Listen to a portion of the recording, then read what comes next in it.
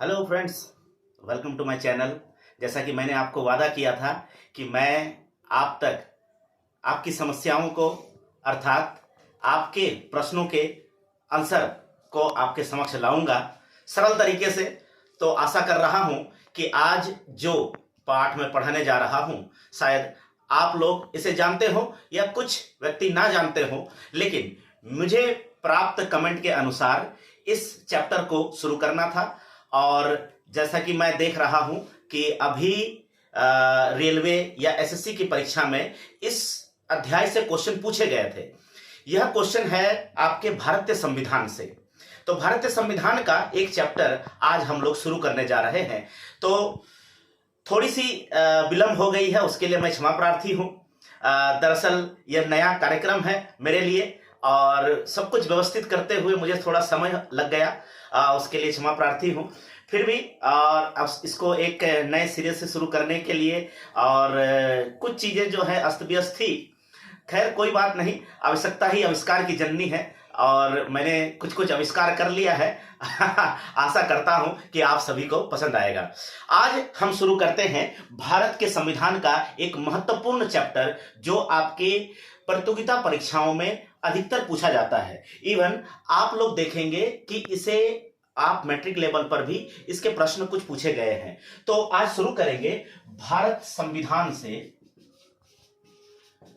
संविधान के चैप्टर से। चैप्टर शुरू करेंगे भारतीय संविधान, भारतीय नागरिकता।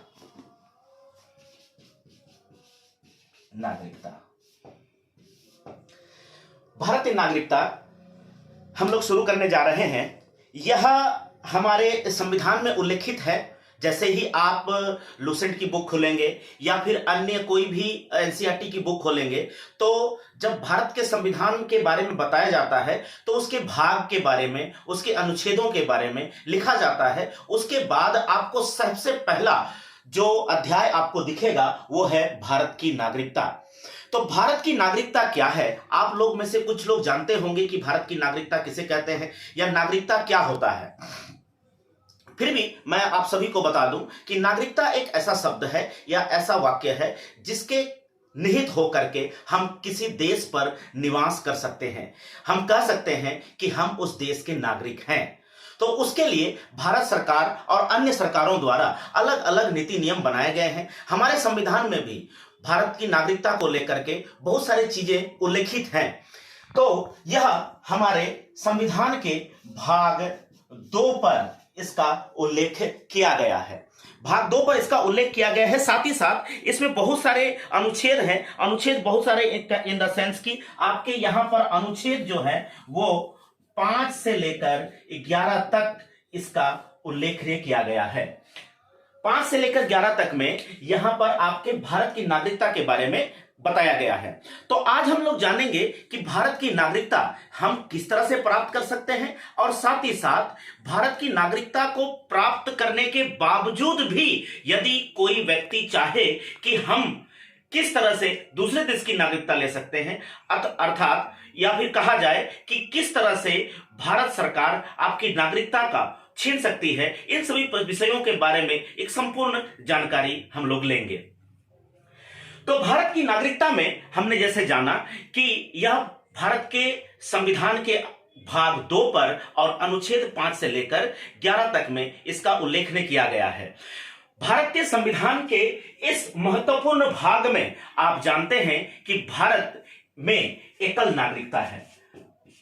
भारत में एकल नागरिकता है।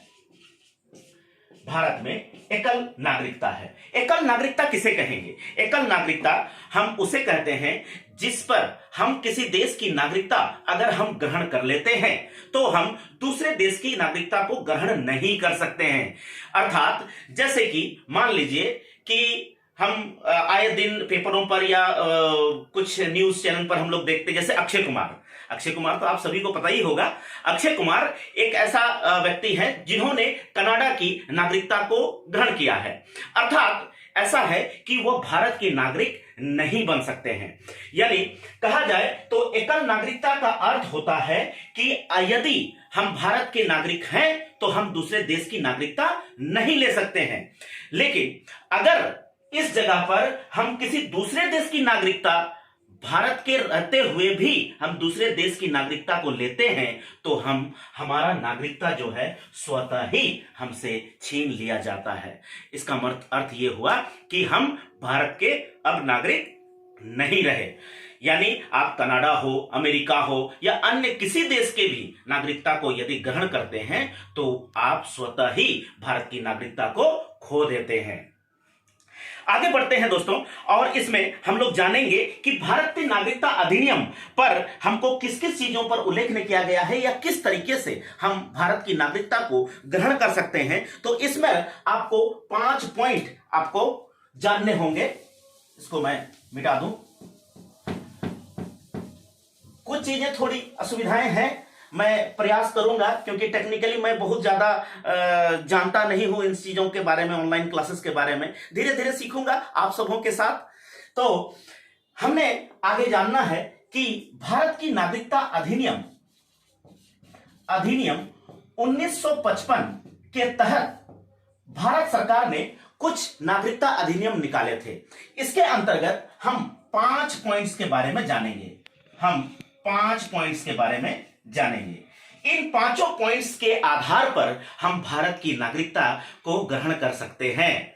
तो जो बच्चे भारत के नागरिक नहीं हैं वो भारत की नागरिकता ग्रहण करने के लिए सीख लीजिए। ऐसा नहीं है, हम सभी भारत के नागरिक ही तो हैं। तो आइए जाने कि पहला पॉइंट क्या है। पहला पॉइंट है कि जन्म से अब भारत का संविधान लागू होने के पश्चात, यानी हम कहा जाए कि 26 जनवरी 1950 के पश्चात यदि कोई बच्चा भारत में जन्म लिया है तो वह भारत का नागरिक कहलाएगा। यदि कोई बच्चा 1950 यानी 26 जनवरी 1950 संविधान लागू होने के पश्चात अगर वो भारत पर जन्म लिया है तो वह क्या कहलाएगा? भारत का नागरिक कहलाएगा। हम यहां जान रहे हैं कि भारत की नागरिकता किस तरह से ग्रहण कर सकते हैं, और यह अधिनियम भारतीय संविधान संशोधन अधिनियम 1955 पर इसका उल्लेख किया गया है। लेकिन इसमें कुछ अपवाद दिए गए हैं। यह अपवाद यह है कि जो राजनीति के बच्चे हैं, यानी राजनेताओं के बच्चे या फिर विदेशियों के बच्चे, ये सभी अपवाद में हैं। ये सभी अपवाद हैं। अपवाद इसलिए क्योंकि ये लोग चाहे भी तो भारत की नागरिकता ग्रहण नहीं कर सकते हैं, अगर वह 26 जनवरी 1950 में ही क्यों ना आए हुए हो। लेकिन ये लोग अपवाद हैं। यानी कोई भी व्यक्ति अगर राजनीतिक व्यक्ति है और हमारे यहां आकर के, मान लो, या ऐसा तो कहना नहीं चाहिए लेकिन फिर भी मैं कह रहा हूं कि कोई भी व्यक्ति, मान लीजिए वो अपनी महिला या अपनी पत्नी को लेकर आता है और वो गर्भवती है और उसका प्रसव यहां पर होता है, भारत में होता है, तो हम उसे भारत की नागरिकता नहीं दे सकते हैं। ये हमारे अधिनियम के खिलाफ है। इसका मतलब हुआ कि जो भी राजनेता यहां आते हैं, यानी उनके बच्चे अगर यहां जन्म होते हैं तो भारत के नागरिक नहीं कहलाएंगे, और ना ही जो भी विदेशियों के बच्चे हैं उनके बच्चे भी भारत के नागरिक नहीं कहलाएंगे। ये सिर्फ हमारे लिए है, यानी हमारे लिए भी एक कंडीशन है। एक कंडीशन यह है कि इसमें माता अथवा पिता किसी एक व्यक्ति को भारत का नागरिक होना चाहिए। पहले ये पिता पर था, लेकिन अब जो है इस पर माता को भी अधिकार दिया गया है। अर्थात यदि आपकी माताजी भी भारत के नागरिक हैं और वो आप बाहर कहीं निवेश कर रहे हैं, बाहर कहीं निवास कर रहे हैं, तो आप भारत के नागरिक कहलाएंगे। दूसरा आपका है वंश परंपरागत द्वारा। वंश परंपरागत वंश परंपरागत में जैसे अभी मैंने कहा कि यदि आपके मम्मी पापा, दादा दादी, इनमें से, यानी मम्मी पापा को ज्यादातर लेते हैं, मम्मी पापा अगर आपके यहां भारत के निवासी रह चुके हैं और आप चाहते हैं कि आप भारत की नागरिकता लेना चाहते हैं तो वंश परंपरागत के द्वारा, यानी यही नियम को लागू होता है भारत के संविधान को लागू होने के पश्चात 26 जनवरी 1950 के पश्चात यदि आप भारत पर जन्म हुए हैं तो वंश परंपरागत के द्वारा आप भारत के नागरिक कहलाएंगे। क्लियर हो गया? किसी को कोई दिक्कत है? नहीं? अगर ऐसा किसी को दिक्कत होती है तो आप कमेंट पर मुझे जरूर बताएं। आप कमेंट पर जरूर बताएं, मुझे बताएं कि किन किन चीजों पर आपको क्लियर नहीं हुआ है। मैं चाहूंगा कि इस पर और भी एक वीडियो बना करके आप तक मैं पहुंचाऊं ताकि यह चैप्टर पूरा पूरी आपका क्लियर हो जाए। तो हमने जाना कि जन्म से और वंश परंपरागत द्वारा ये दो विधि है जिससे हम भारत की नागरिकता को ले सकते हैं। तीसरा जो है देशीयकरण।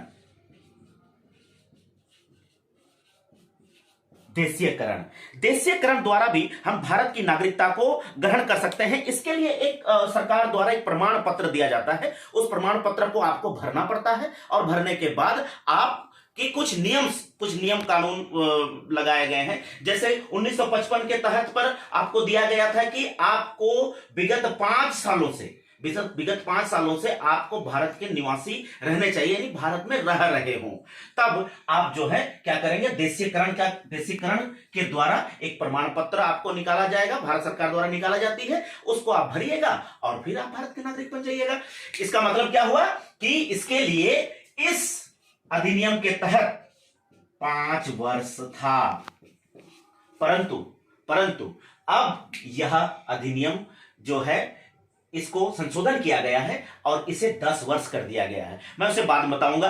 फिलहाल के लिए 1955 के अधिनियम के अनुसार देशीकरण होने के लिए आपको 5 वर्षों तक भारत के निवास करना चाहिए, भारत के निवासी होने चाहिए।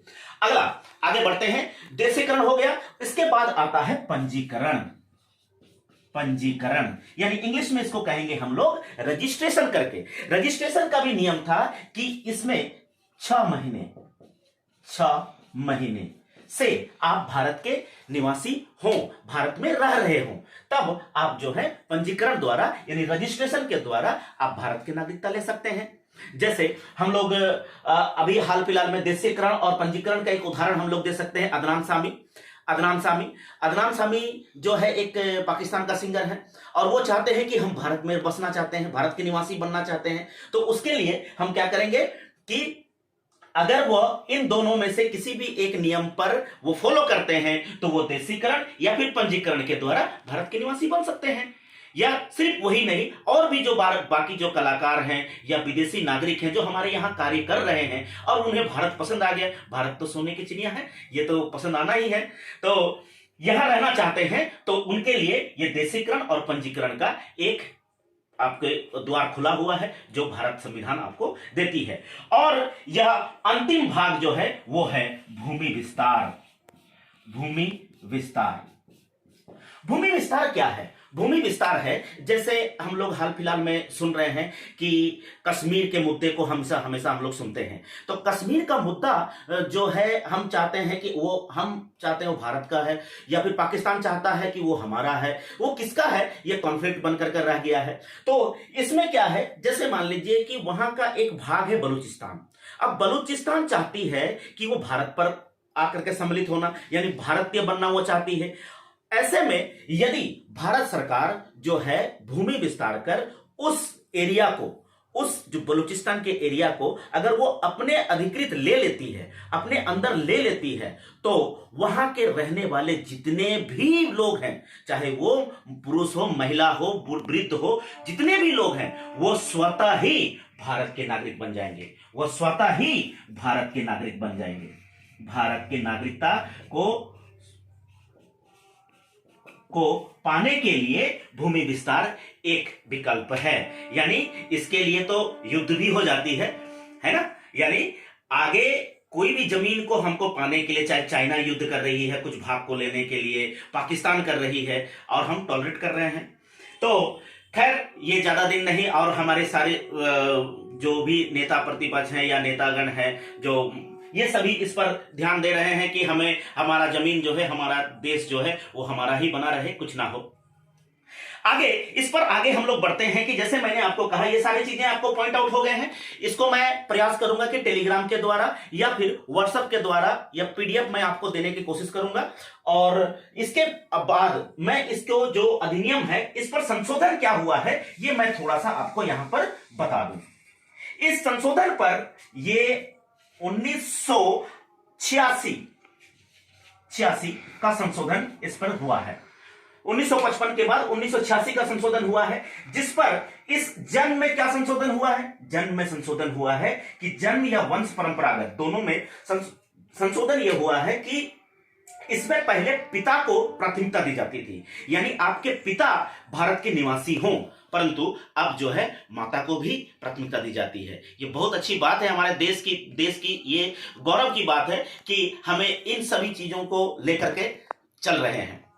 आगे देशीयकरण में, जैसे मैंने आपको कहा कि देशीयकरण में 1986 के संशोधन पर इसे 5 वर्ष ना करके 10 वर्ष कर दिया गया है। यानी आपको अगर देशीयकरण के द्वारा प्रमाण पत्र पा करके यदि भारत का नागरिक बनना चाहते हैं तो आपको कम से कम 10 वर्षों तक भारत में रहना होगा। 10 वर्षों तक भारत में रहना होगा। उसके बाद आप प्रमाण पत्र को भरिए और फिर आपको अनुमोदन मिलेगा कि आप भारत के नागरिक बन सकते हैं। पंजीकरण में क्या है? पंजीकरण में इस 6 महीने को हटा करके इसको 5 वर्ष कर दिया गया है। 5 वर्ष यानी आपको रजिस्ट्रेशन करने के लिए भी कम से कम 5 वर्षों तक भारत में निवास करना होगा, तब जाकर के आप क्या बन सकते हैं? पंजीकरण के द्वारा भारत की नागरिकता को ग्रहण कर सकते हैं।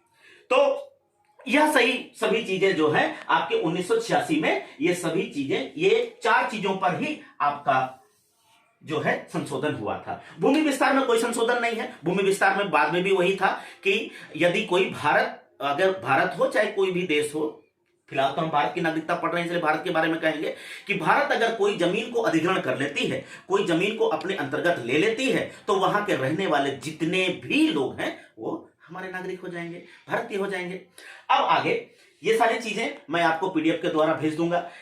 अगर मेरी बातें अगर बहुत ज्यादा फास्ट हो रही हैं तो भी आप मुझे बता सकते हैं कमेंट सेक्शन पर कि सर फास्ट हो रहा है, मैं उसको धीरे करने की कोशिश करूंगा। तो एक मोटा मोटी चीजों को मैं थोड़ा सा ओवरव्यू करवा देता हूं, उसके बाद इसका कंक्लूजन पर हम लोग जाएंगे। वीडियो को ना लंबा करते हुए मैं चाहूंगा कि इसको जो है आगे थोड़ा सा करें कि इसमें इस संविधान के संशोधन के अधिनियम 1955 के तहत हम लोग क्या जाने कि भारत की नागरिकता प्रदान करने के लिए, प्राप्त करने के लिए हमें जन्म से यानी 26 जनवरी 1950 संविधान लागू होने के पश्चात आप भारत के नागरिक हों या भारत में जन्म लिए हो तो आप जन्म से भारत की नागरिकता ले सकते हैं। वंश परंपरागत द्वारा यानी आपके माता पिता में से कोई एक अगर भारत का नागरिक है तो वह भारत की नागरिकता को आप प्राप्त कर सकते हैं। देशीकरण के द्वारा ये अभी की बातों को जानेंगे, बाद की बात पहले क्या होता था उसको नहीं पूछेगा, अभी पूछेगा 1986 के अधिनियम के अभी वर्तमान में क्या है। तो वर्तमान में यही है कि देशीकरण के द्वारा आप 10 वर्षों तक भारत में रहिए, उसके बाद आप प्रमाण पत्र दे करके भारत की नागरिकता ले सकते हैं। उसके बाद पंजीकरण है। पंजीकरण यानी रजिस्ट्रेशन के लिए आपको 5 वर्षों तक रहना पड़ेगा। और भूमि विस्तार है यानी भारत कोई जगह को, कोई भूमि को अधिग्रहण करती है तो वहां के रहने वाले लोग हमारे नागरिक हो जाएंगे। अब कंक्लूजन पर आते हैं। इसको आगे बढ़ते हुए मुझे लग रहा है कि आप सभी को ये जो नागरिकता का चीजें हैं ये समझ में आ रहा होगा। यदि बहुत फास्ट हो रहा है तो भी कृपा कर कमेंट करके कहिएगा। और एक बात कि कमेंट जरूर कीजिएगा, कमेंट में बताइएगा कि आपको कौन सा चैप्टर पढ़ना है या आपको कौन सा चैप्टर समझ में नहीं आ रहा है। मैं चाहूंगा कि उस चैप्टर को सरल बनाकर आप तक पेश करूं। अब यहां पर हम लोग जानेंगे इसके अंत के बारे में।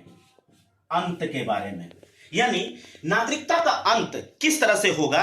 तो यहां पर आपके किताबों पर दिया गया है कि इसको 3 चीजों के द्वारा हम जो है कि नागरिकता का अंत ले सकते हैं या नागरिकता का अंत हो सकता है 3 चीजों के द्वारा। सबसे पहला जो नागरिकता का अंत होगा वो है कि आप अगर किसी दूसरे देश की नागरिकता को स्वीकार करते हैं तो क्योंकि हमने पहले ही कहा है कि भारत में एकल नागरिकता का प्रावधान है, यानी यदि आप भारत के नागरिक हैं तो दूसरे देश की नागरिकता नहीं ले सकते हैं। तो यदि आप दूसरे देश यानी दूसरे देश की नागरिकता को अगर ग्रहण करते हैं तो क्या होगा कि आपका नागरिकता छिन जाएगा।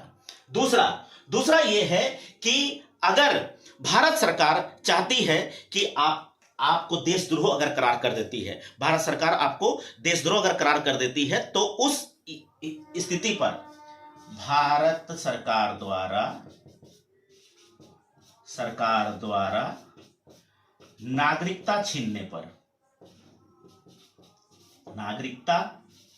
पर यानी अगर आप देशद्रोह बनते हैं, यदि देश के साथ गद्दारी करते हैं, तो भारत सरकार आपकी नागरिकता छीन सकती है, आपको भारत में रहने नहीं देगी, जिसको तड़ीपार कहते हैं, तड़ीपार भी करवा सकती है।